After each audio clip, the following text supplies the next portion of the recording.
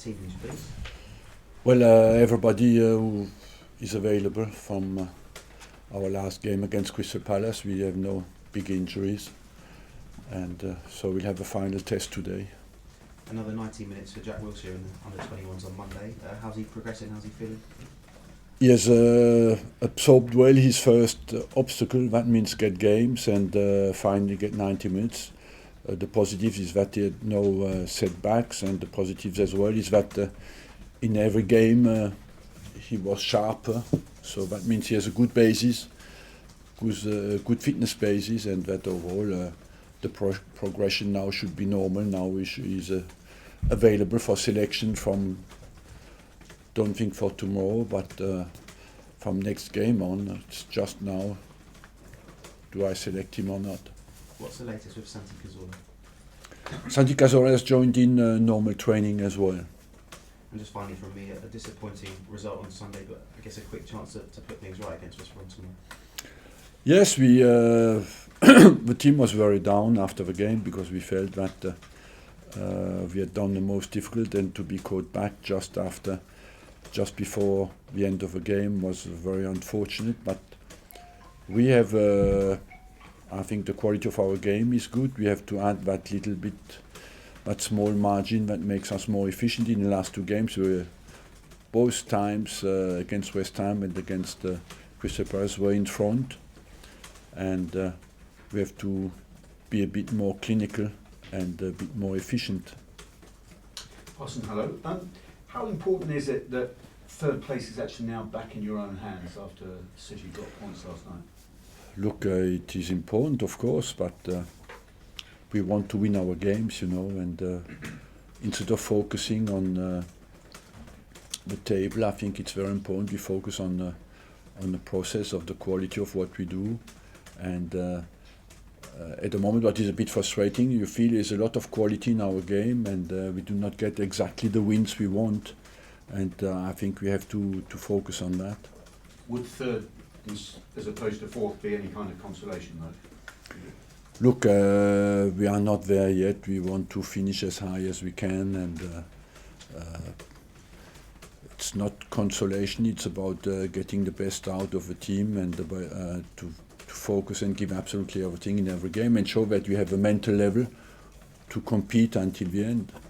Because you still have to play Manchester City, that draw last night meant Leicester were guaranteed third place and automatic group stages in the Champions League for next season.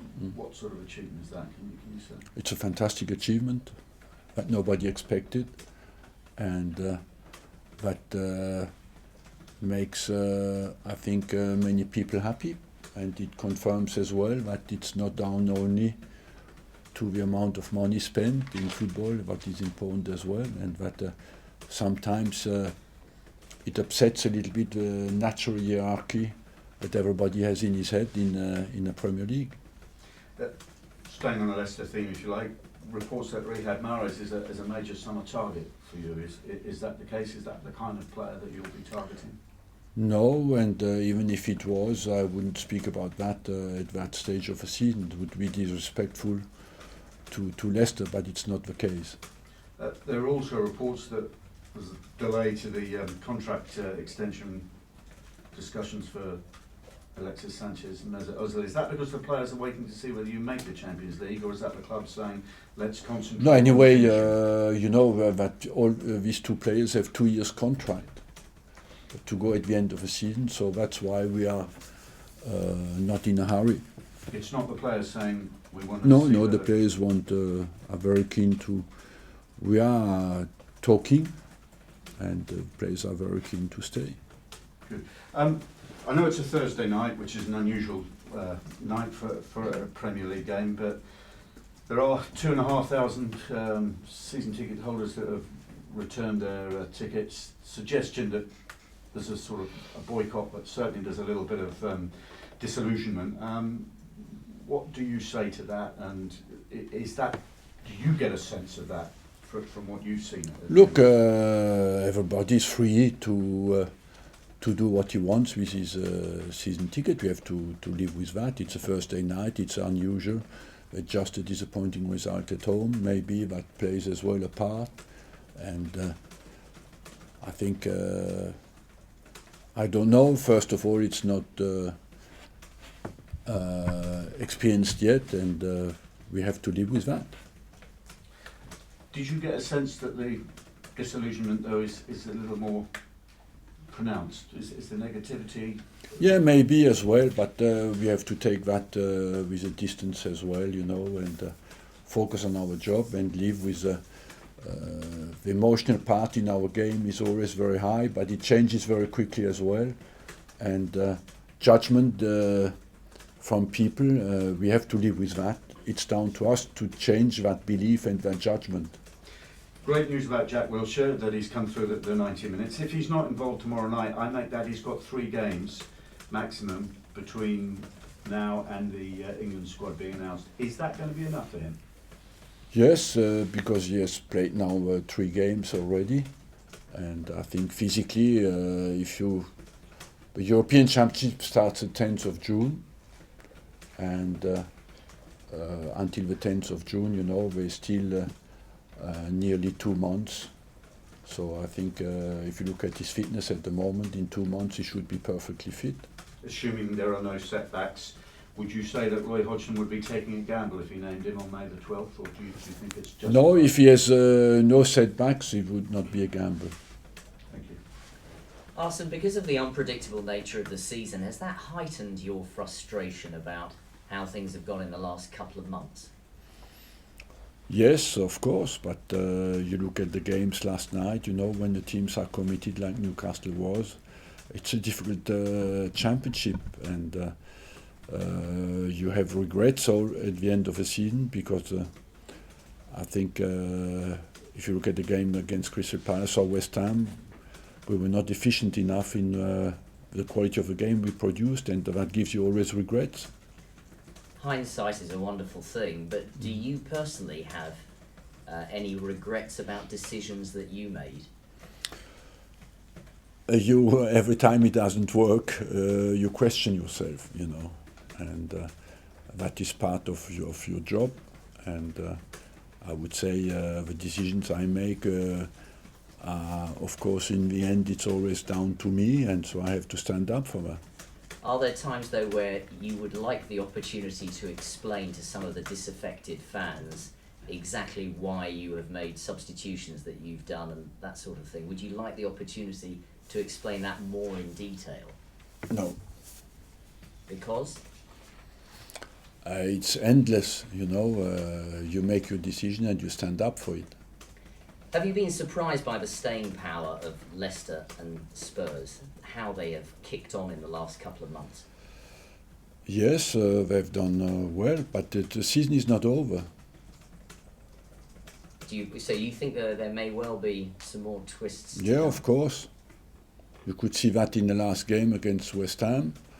It's far from over, every game. Depends now who you play, you know, what kind of commitment you face.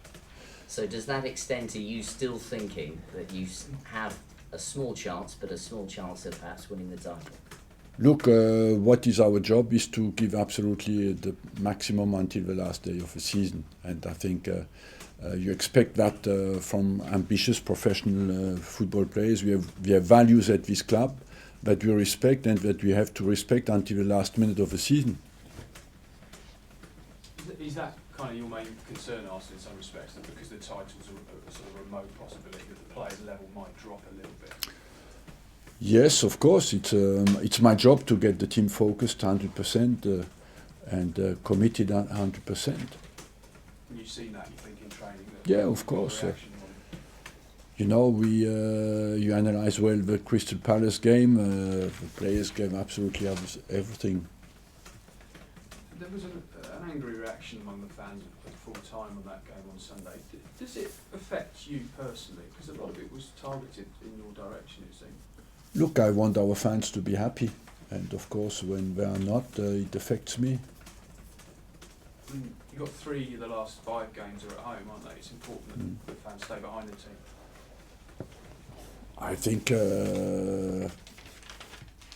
that's ideal, yes, what you want, and I think You do not want to play in a negative environment, and if we do, we still can perform. You know, we are responsible for performance of our team, and it is true that at the moment it's not on the highlight, but with the distance, you know, we have to take a distance with that, and as long as I hope in the next years Arsenal will always play in the top 3, and hopefully people will not get disenchanted and have to agree with less.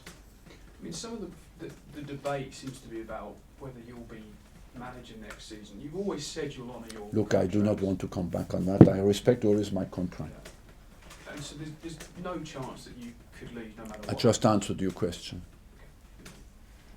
Arsene, can you just tell us what you've made of West Brom in the last couple of weeks? What have you made of West Brom in the last few weeks? The team is very strong physically, very committed, and who is very well organized. You know, they don't concede many goals, and so it's a difficult proposal for us. You mentioned about commitment and focus. I suppose they're a team with seemingly nothing to play for, but after, is it 4 games without a win? Is there sort of potential for a wounded animal I don't expect that from West Brom. because of Tony Pulis? Yeah. And what about the reaction of Saido Berahino after missing 2 penalties? Again, I guess a potentially wounded animal looking to prove himself. Of course, he's. I think he was out of the side for a while, and came back into it. And I think he works very hard for his team, and makes quality runs, and is very dangerous. Thank you very much. Cheers, Arsene.